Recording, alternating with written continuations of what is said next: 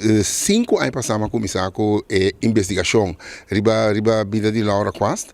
Daramente cosa para, então, ora que na 2020 ela ganha o grande prêmio, prestigioso prêmio de prêmio Colada Brot, o prêmio de mais alto que vou pagar na Corso a nível de cultura, arte, expressão e ciência.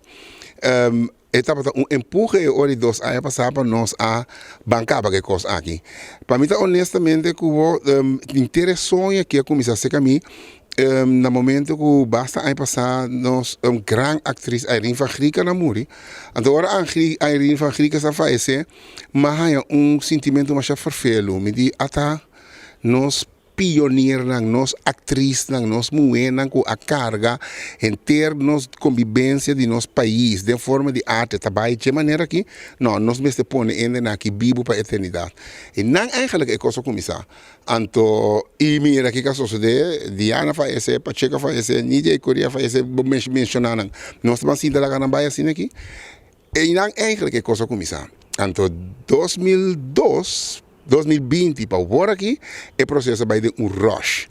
Pero Laura Costa universo na conhecimento, universo na experiência, universo na paixão e conceito na de teatro.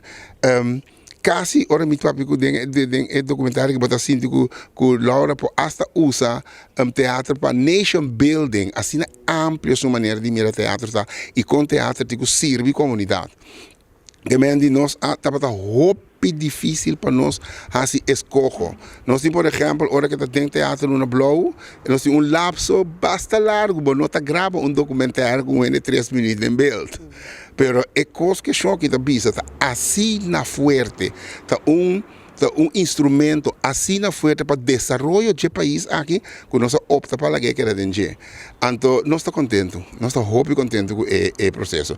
2 anos intenso, 2 anos de hope, luta, time tremendo, Q Production, Germain Hart, tremendo, Michael, Pitufo, Pipo, Junes, Rutzel, Greta, é time nos por o país aqui, queremos que nos por.